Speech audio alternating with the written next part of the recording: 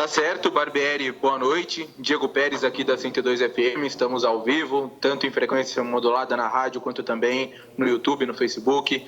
O que acontece com o Red Bull Bragantino em casa, Barbieri, ou é coincidência esses 4 empates em 5 jogos, 7 pontos em 22 disputados no estádio Nabi Abichedi, menos da metade dos pontos conquistados fora de casa? E se me permite uma segunda pergunta aí na avaliação do jogo em si, hoje pegou um pouco o fato desse meio-campo inédito, com o Ramires e o Praxedes, para o Braga não ter criado muito na partida, um pouco de falta de entrosamento? Bom, boa noite, Diego, boa noite a todos os ouvintes aí da 102. Não sei a razão desse histórico em casa, evidentemente se a gente soubesse já teria tentado atacar o problema, mas é uma coisa que realmente a gente tem que solucionar. Eu não vou falar dos outros jogos, porque a gente já falou outras oportunidades, mas eu acho que no jogo de hoje, em especial, a gente mais uma vez não conseguiu imprimir o ritmo e a intensidade que são característicos, embora a gente tenha conseguido sair na frente, não foi capaz de sustentar, né, esse resultado. Teve algumas outras boas oportunidades, a gente não foi eficiente para colocar a bola para dentro, e no final a verdade é que o jogo ficou até mais perigoso para nós, no sentido de que talvez tivesse um pouco mais de tempo, eles estavam mais em cima, embora eu ache até que, dentro do critério do árbitro, os acréscimos foram excessivos. Em relação ao meio-campo inédito, eu acho que sim, acho que é possível. Essa falta de entrosamento, sem dúvida nenhuma, atrapalha ou, vamos dizer, condiciona de alguma maneira, né? São jogadores que não tinham atuado juntos assim, tanto é que num primeiro momento a gente começa com o Ramires um pouquinho mais à frente, porque ele já tinha feito essa função em outras oportunidades, depois a gente inverte, coloca o Praxedes um pouco mais à frente, porque o Ramires tinha um melhor entendimento do funcionamento junto com o Raul. Mas o fato é que, infelizmente, a gente não conseguiu o resultado que desejava, e agora é olhar para frente e pensar no Atlético Paranaense fora de casa. Maurício, boa noite, Sérgio Peloredo, da equipe Futebol Total Nova Norte FM. E a minha pergunta é a seguinte, né? Porque é perfeito e natural a gente ver o torcedor e a própria pergunta do Diego, né? O que acontece em casa, não ganhar. Porque o time está na liderança, muitas vitórias, invicto, então desperta isso, né? Mas principalmente o torcedor é paixão, né? E a gente precisa ver, a gente vê aqui, o torcedor, o Barbieri demora muito para mexer. O time estava ganhando de 1-0, se acaba 1-0 e você não mexeu, o torcedor não vai falar que você demora. Você foi mexer depois que empatou, e quando coloca o Léo Realpe, foi visível, né? Com aquele monte de atacante que tinha o Cuiabá, de repente o Cuiabá podia até virar. Então, né, foi feito. Agora, o problema é porque o Bragantino é líder, deixa mal acostumado todo mundo. Eu já vi esse filme aqui em Bragança, Barbieri, em 2019 na Série B. E o campeonato do Bragantino, para o torcedor entender, não é de liderança e de título. Hoje nós temos 7 pontos de vantagem, brigando por Libertadores da América, para o Santos. Talvez esse seja o nosso campeonato, para o torcedor começar a entender. Eu quero o Bragantino campeão, quero o invicto e tudo, mas às vezes, né, sobe muito. Como que você vê essa situação? É o peso da bela campanha do trabalho que vocês fazem quando não consegue vencer daí em casa novamente? Bom, boa noite, Loredo. Mais uma vez eu quero te agradecer a lucidez da análise, porque ela já me ajuda bastante. E primeiro eu concordo, eu acho assim, eu entendo a emoção do torcedor em relação à demora das trocas. É engraçado porque na última partida vocês mesmo enalteceram as trocas, me deram outro troféu da partida, e aí eu fiz as trocas as melhores do mundo, né? E aí hoje, como o resultado não vem, elas foram, sei lá, erradas ou demoraram, enfim. Eu entendo, respeito a avaliação de cada um, mas eu acho que não foi por conta disso. Eu acho que a expectativa, se a gente fosse colocar antes do campeonato, ela não seria essa. Então eu continuo achando que a gente está fazendo uma campanha incrível dentro das nossas possibilidades. A gente quer com certeza se manter por o maior tempo possível no topo ou próximo do topo. Nesse sentido, eu estou de acordo com você. A gente ainda tem uma boa margem aí dentro dessa zona de Libertadores. E a gente vai fazer o possível para se manter e está trabalhando nesse sentido. A gente tinha, e teve até durante a partida com a saída do Raul também, que mexer bastante na equipe. E uma hora o preço chega disso, de trocar, de mexer, enfim. Os jogadores se conhecerem, se ajustarem. Eu acho que inclusive no gol deles faltou um pouquinho de um ajuste nosso ali. E você tem toda a razão, eu tive que mexer porque no final do jogo eles estavam mais próximos, estavam mais rondando a nossa área do que a gente conseguindo criar oportunidades de fazer o gol. Então a gente continua com os pés no chão, volto a dizer, a gente continua fazendo uma excelente campanha, não estamos satisfeitos com esse resultado, a gente gostaria e queria a vitória, tentou buscar nesse sentido, mas tem coisas que a gente tem que ajustar sem dúvida nenhuma. E agora é olhar para o Atlético Paranaense e pensar dessa forma, o que a gente consegue fora de casa. Eu até para responder isso de uma vez por todas, não acho que o fator casa esteja pesando, pelo contrário, porque a gente sempre teve um rendimento muito bom em casa. Eu acho que tiveram partidas em que a gente estava ganhando até muito próximo do fim e aí faltou sem dúvida nenhuma maturidade da nossa parte para conseguir sustentar o resultado. E eu acho que nas duas últimas partidas em casa a gente ficou aquém do que a gente tem conseguido apresentar fora em termos de criação, em termos de envolver o adversário, em termos de não deixar que ele crie oportunidades e por aí vai. Então é uma questão que a gente tem que buscar a solução sem dúvida nenhuma. Barbieri, boa noite. Bruno Crespo, Rádio Alfamix. Em cima dessa campanha espetacular, hoje o Bragantino completou 17 jogos invicto desde o ano passado ao seu comando, sem perder no Campeonato Brasileiro. Eu acho que é um número muito expressivo para comprovar o seu trabalho na frente da equipe. Mas você acredita que hoje o Bragantino deu muito espaço para o Cuiabá? E se você me permite uma segunda pergunta, faltou os seus extremos jogar um pouco mais hoje? Bom, boa noite. Eu acho que mais do que os espaços, eu acho que a gente errou muito na construção e aí a gente acabou dando muitas oportunidades de contra-ataque para a equipe do Cuiabá. Ficou claro que a proposta principal deles era essa. Então eu acho que a gente efetivamente acabou errando demais e acabou entrando num desgaste por ter que correr atrás muitas vezes. E isso ocasionou com que em alguns momentos a gente tivesse dado mais espaço do que deveria, sem dúvida nenhuma.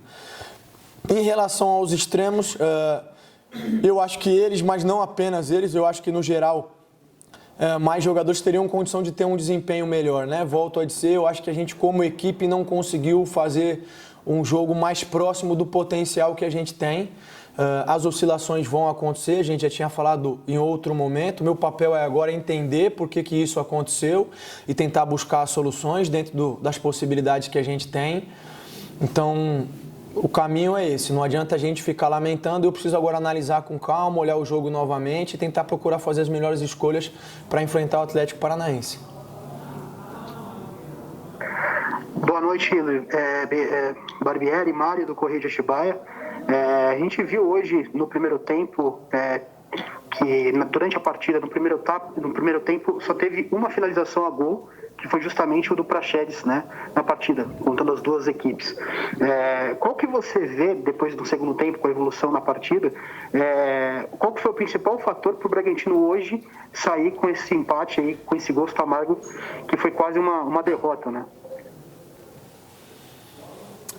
Eu acho que no primeiro tempo ficou nítido que eles estavam se defendendo muito, com muita gente dentro da área. A gente não conseguiu realmente finalizar, mas a gente teve grandes oportunidades em bolas cruzadas que a gente poderia, de repente, ser um pouco mais agressivo e conseguir ser um pouco mais eficiente e contundente. Eu acho que se a gente tivesse aproveitado um pouquinho melhor as construções, as oportunidades, a gente podia claramente sair com 2-0 a favor, talvez até mais, né? No segundo tempo, realmente a gente caiu e aí rondou a área deles, mas não foi capaz de criar oportunidades claras.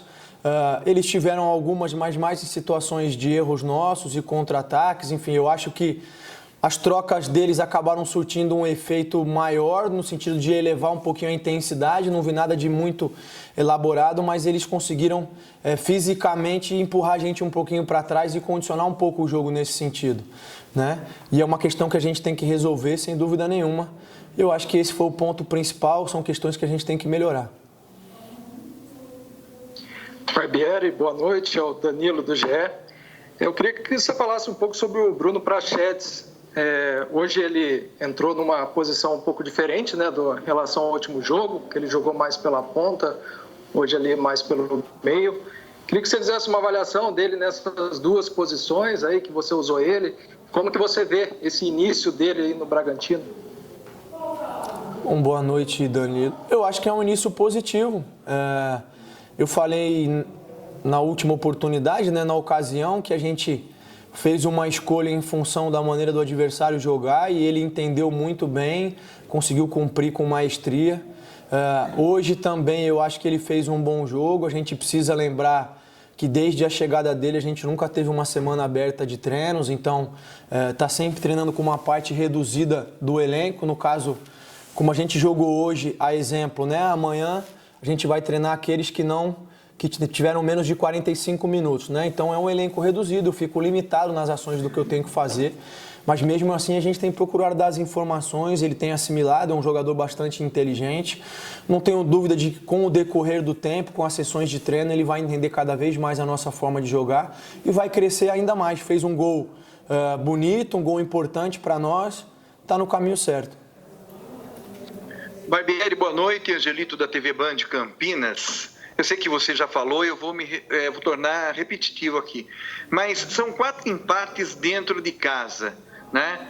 A pergunta é excesso de confiança quando joga em casa e quando joga fora, os jogadores têm uma outra visão de como entrar em campo? Eu não sei te dizer se é excesso de confiança. Eu acho, mais uma vez, que a gente tem que analisar os jogos 1 a 1, né? Eu acho que tanto no jogo contra o Ceará como nesse jogo, a gente veio de um jogo fora de casa muito intenso, de elevado nível e com o tempo mínimo de recuperação.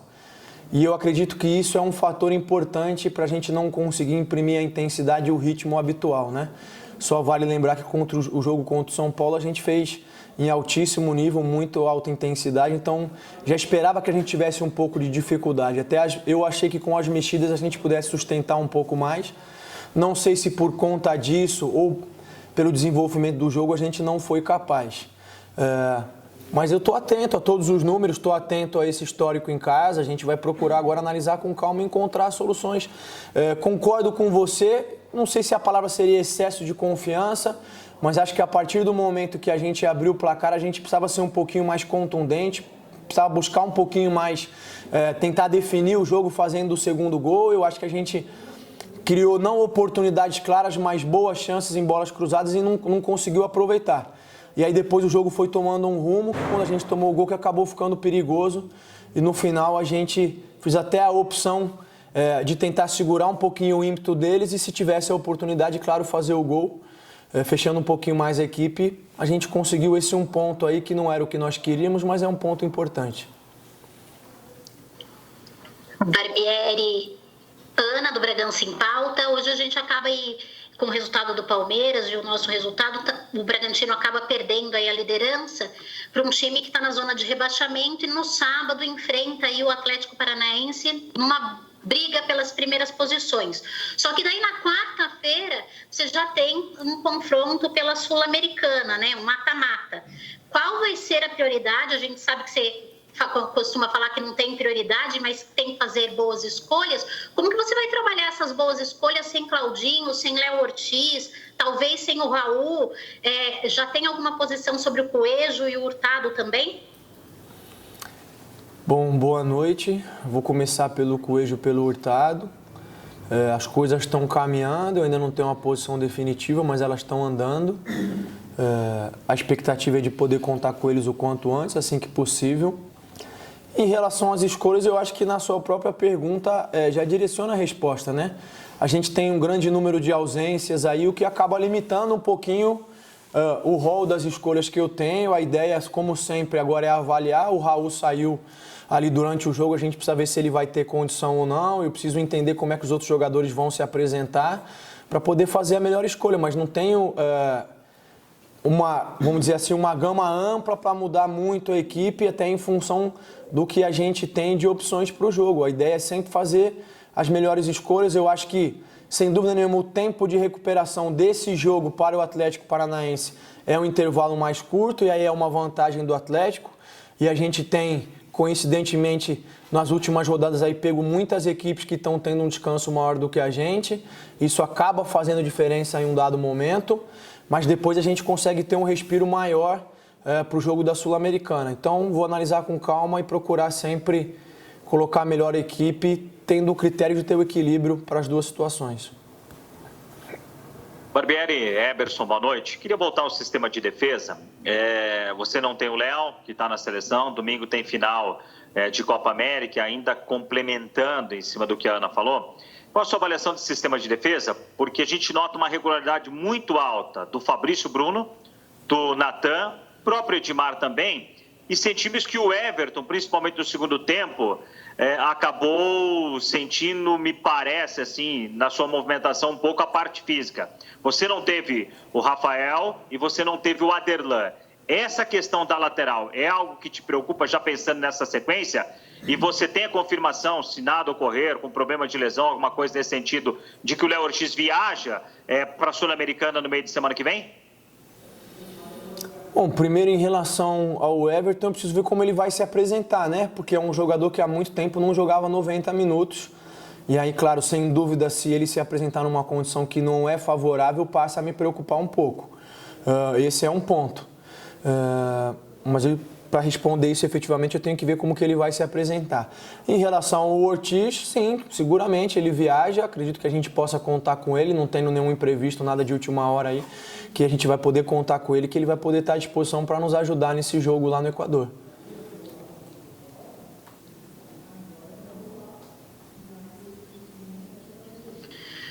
Maurício, boa noite. Prazer em ouvi-lo, é Silvio Loredo. Depois de um longo e tenebroso inverno, estou de volta aqui. É um prazer muito grande ouvi-lo e estar participando aí da entrevista coletiva. E na nossa pré-jornada, nós recebíamos aqui resultados, o torcedor dizendo, vai ser 5-0 fora o baile, 4-0 fora o baile, 3-0 fora o baile. E eu dizia aqui, nós não vamos enfrentar a galinha morta. No Campeonato Brasileiro da Série A não tem galinha morta. E o Cuiabá, de 5 jogos fora de casa, hoje empatou o quarto e só perdeu para o Fluminense no Rio. Empatou com o São Paulo, estando atrás do marcador e foi buscar, empatou com o América, empatou com o Sport. Então é um time que tem sim suas virtudes. Está lá embaixo do campeonato é consequência. Pelo menos analiso e penso dessa forma. Então o jogo, ele teve esse tipo de dificuldade. E eu sou mais simples até dentro dessa teoria. Eu acho que a coisa é simples de entender. O Bragantino não jogou bem, não ganhou. É uma coisa que acontece. Não vai ganhar de todo mundo, não vai atropelar todo mundo. Agora, eu gostaria que você falasse até que ponto, eu sei que você não gosta de falar muito individualmente, mas a saída do Raul, logo no primeiro minuto do segundo tempo, atrapalhou até os planos. Porque eu classifico o Raul como um monstro nesse meio campo do Bragantino. O que ele desarma, o que ele arma. O lance do gol começou com o Cleiton e com ele lá atrás. Então, até que ponto a saída dele desarticulou o time e acabou até influenciando nesse resultado, que acaba não sendo muito bom, não sendo satisfatório em casa, Maurício? Bom, primeiro, acho que você foi muito feliz na sua análise, concordo em relação à equipe do Cuiabá. É uma equipe que tem essa postura de se defender com muitos jogadores e as outras equipes têm tido dificuldade de criação, mesmo no jogo que eles perderam para o Flamengo e a gente fez a avaliação desse jogo. O Flamengo fez um gol num erro de saída deles, não conseguiu criar grandes oportunidades e depois foi definindo 2-0 já no final do jogo, né? Então é uma equipe que tem essa proposta de se defender bem. A gente sabia, e eu até comentei isso antes do jogo, que ia ser um jogo diferente do que tinha sido na última partida, nem por isso mais fácil, nem por isso mais difícil, enfim, é mais um jogo que a gente tinha que ter uma postura diferente. E eu acho que a gente tentou buscar, mas não conseguiu a eficiência que a gente deveria para conseguir o resultado que a gente veio buscar. Em relação à saída do Raul, como você frisou bem, é um jogador importantíssimo para a gente. Para mim, na posição hoje, é um dos melhores. atuando no Brasil. É um jogador que tem uma capacidade de desarme, de marcação fantástica. Além disso, consegue contribuir na construção do jogo. Sem dúvida, a saída dele foi inesperada, a gente não esperava. Isso condiciona um pouquinho, porque eu tenho que fazer uma troca em função de lesão. Esse nunca é o cenário ideal, né? O cenário ideal é que a gente possa fazer por desgaste ou até por uma opção tática. E aí, quando você tem que fazer assim por uma opção de lesão, acaba condicionando um pouquinho, acaba até influenciando, de repente, em futuras trocas.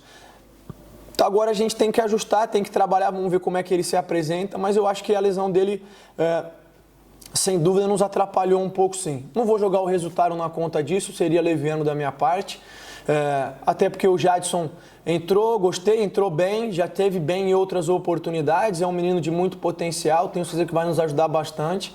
Agora a gente tem que ver como é que o Raul vai estar para sábado ou para quarta-feira. É um momento delicado e tem que conversar muito com os atletas. A gente percebeu aí que contra o Ceará, o Bragantino não deu aquele rendimento que você vem esperando. Contra o São Paulo, no primeiro tempo, não teve aquela intensidade. No segundo tempo, sim, o time melhorou. Hoje, o time conseguiu mais um empate. A pergunta é o seguinte, vai ter que ter muita conversa extra-campo, porque você tem 2 compromissos, um sábado para tentar buscar a liderança novamente e o outro no meio da semana, que é a Sul-Americana. Além do treino, a conversa extra-campo nesse momento é muito importante para que os atletas comecem a entender o formato daquilo que você quer?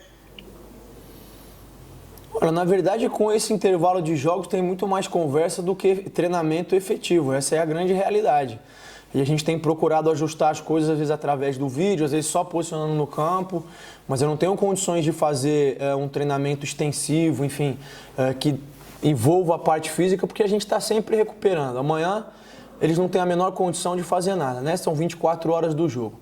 48 horas do jogo é o tempo mínimo, que é quando a gente, enfim, na verdade nós vamos treinar até acho que de manhã, então eu não vou nem ter 48 horas quando fizer o treinamento para o Atlético Paranaense para a gente poder viajar. Então é difícil você ajustar as coisas.